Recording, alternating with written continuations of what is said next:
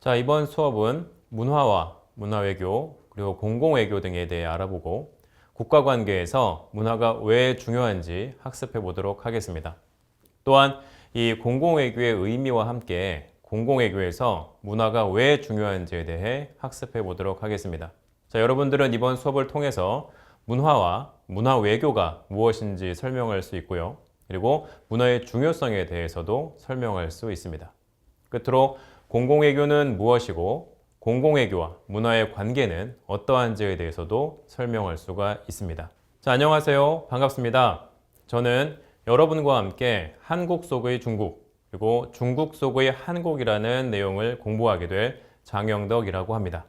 자, 우선 이 강의는 제목에서 알 수 있는 것처럼 한국 속에서 만날 수 있는 중국의 문화와 또 중국 속에서 만날 수 있는 한국의 문화에 대해 알아보는 것을 목적으로 합니다. 현재 강의를 지켜보고 계신 분들 모두 잘 아시겠지만 한국과 중국은 지리적으로 매우 인접해 있기 때문에 역사적으로 정치, 경제, 사회, 문화 등 많은 영역에서 오랜 기간 다양한 방식의 교류를 이어오고 있습니다.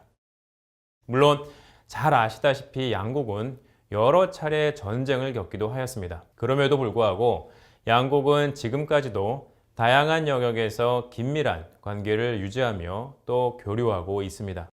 특히 두 나라는 지리적으로 인접해 있기 때문에 오랜 기간 인적 교류가 이루어질 수 있었고 인적 교류는 또한 문화의 교류를 가능하게 하였습니다. 이 사람을 문화의 집약체 혹은 문화의 전달체라고 생각해 본다면 사람의 이동이 곧 문화의 이동이라고 말할 수 있습니다. 사람의 이동이 문화의 이동을 가능하게 했던 것이죠. 이 서로 다른 문화에 속한 사람들이 교류하면서 자연스럽게 상호 간 문화 교류가 이루어질 수 있게 되는 것입니다. 그리고 이와 같은 문화 교류를 통해 두 나라는 상대방 문화의 영향을 받을 수밖에 없습니다. 한국과 중국은 오랜 기간 교류를 지속해 온 만큼 다양한 문화의 교류가 있었고 또 상호 많은 영향을 미쳤습니다. 그리고 두 나라가 문화적으로 상호 많은 영향을 미쳤던 만큼 각 나라에는 문화 교류의 흔적으로서 서로의 문화가 많이 남아 있습니다.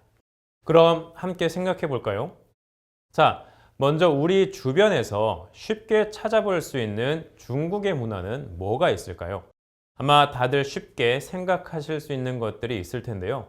중국의 다양한 문화적 요소들이 남아 있겠지만 그 중에서도 대표적으로 유교와 한자가 있습니다. 우리의 생활 속에서도 쉽게 접할 수 있는 중국의 문화들이라고 할 수 있습니다. 다들 아시다시피 한국에는 이 유교적 문화가 굉장히 강하게 남아 있습니다. 한자는 지금도 많은 곳에서 사용되고 있는 중국의 문자입니다. 이 외에도 중화권에 해당하는 중국 대륙이나 홍콩, 그리고 마카오, 대만 이외에 외국에 거주하고 있는 중국인, 그리고 대만인 화교들이 집단적으로 모여 살고 있는 차이나타운도 있습니다. 이 차이나타운은 중화권 사람들의 문화를 잘 간직하고 있기 때문에 우리는 작은 중국이라고 부르기도 합니다. 그럼 이 중국에 남아있는 한국의 문화에는 어떤 것들이 있을까요? 역사적으로 고대부터 지금까지 한반도에서 건너간 문화가 중국 곳곳에 남아 있습니다. 대표적으로 중국의 동북지방에 남아있는 고구려 유적지들이 있고요. 또 인적 교류의 흔적으로서 중국 대륙에서 활동했고 또 명망을 얻었던 신라시대의 최치원이나 조선시대의 김정희, 허난설원 등의 인물이 있습니다. 또한 이 중국의 동남쪽에 위치한 푸젠성의 취안저우라는 곳에는 이 신라와 고려라는 이름이 붙은 지명이 많이 남아 있어 이 당시 대륙과 한반도의 교류가 얼마나 활발했었는지를 알 수 있습니다. 그리고 한국과 중국이 수교한 1992년 이후에는 한국의 대중문화가 중국에 건너가 큰 인기를 끌면서 한류가 시작되었고 지금도 많은 중국인들이 한국의 K-팝이나 드라마, 화장품, 음식 등 한국의 다양한 대중문화를 소비하고 있습니다. 이 앞서 말씀드린 예는 우리가 쉽게 접할 수 있는 이 사례들이지만 조금만 자세히 들여다본다면 더 많은 문화 교류의 사례들과 흔적들을 확인할 수 있을 것입니다. 이처럼 두 나라는 오랜 기간의 교류를 통해 문화적으로 상호 영향을 미치면서 발전할 수 있었습니다. 본 강의는 이와 같이 한국과 중국에 남아있는 문화교류의 다양한 사례들을 구체적으로 살펴보면서 문화교류가 가진 의미들을 되짚어보고 또 문화교류가 국가 간 관계에서 얼마나 중요한 작용을 하는지 살펴볼 것입니다. 이 국가 간 정치적 교류나 경제적 교류도 물론 매우 중요하지만 문화교류는 이 두 나라의 국민 간 상호 이해를 높임으로써 상호 존중의 기반을 마련하기 때문에 두 나라의 우호 관계를 유지하기 위해서는 무엇보다 이 문화교류에 대한 이해가 필요할 것입니다. 특히 이 최근 한국에서는 반중 정서가 증가하고 있고 반대로 중국에서는 혐한 정서가 증가하고 있는데요. 이와 같이 증가하고 있는 반중 정서 그리고 혐한 정서 등의 이 문제 역시 서로의 문화에 대한 이해의 부족이나 오해에서 촉발된 것이라고 볼 수 있습니다.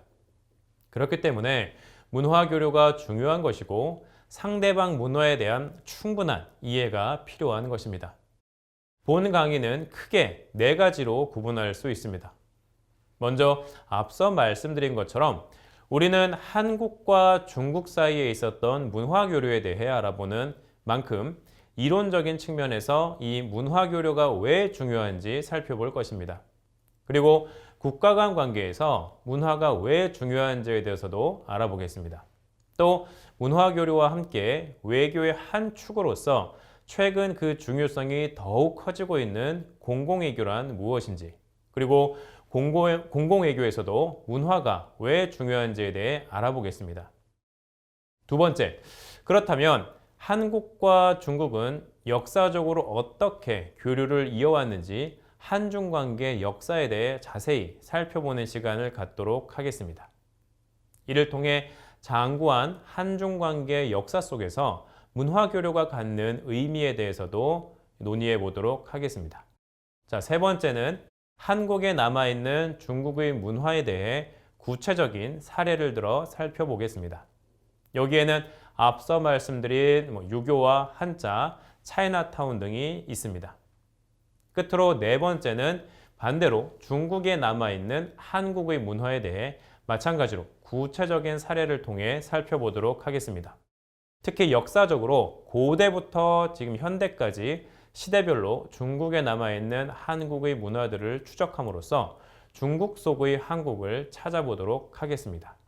자, 지금까지 한국 속의 중국, 그리고 중국 속의 한국이라는 강의에 대해 간단히 소개해 보았는데요.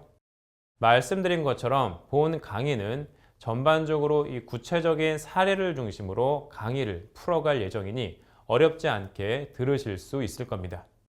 그리고 오늘은 강의 첫 시간으로 우리가 구체적인 사례를 살펴보기 전에 간단하게 이론적인 부분에 대해 이야기를 해보려고 합니다. 우선 문화란 도대체 무엇인지 이야기해보고 문화교류가 국가 간 관계에서 왜 중요하고 또 문화가 가진 힘은 무엇인지 살펴보도록 하겠습니다. 그리고 현대 국제관계에서 더욱 중요해지고 있는 공공외교에 대해 논의해 볼 텐데요. 특히 이 공공외교에서 문화가 왜 중요한지 좀 더 구체적으로 이야기해 보도록 하겠습니다. 이외에도 공공외교의 전반적인 내용에 대해서도 한번 이야기해 보도록 하겠습니다.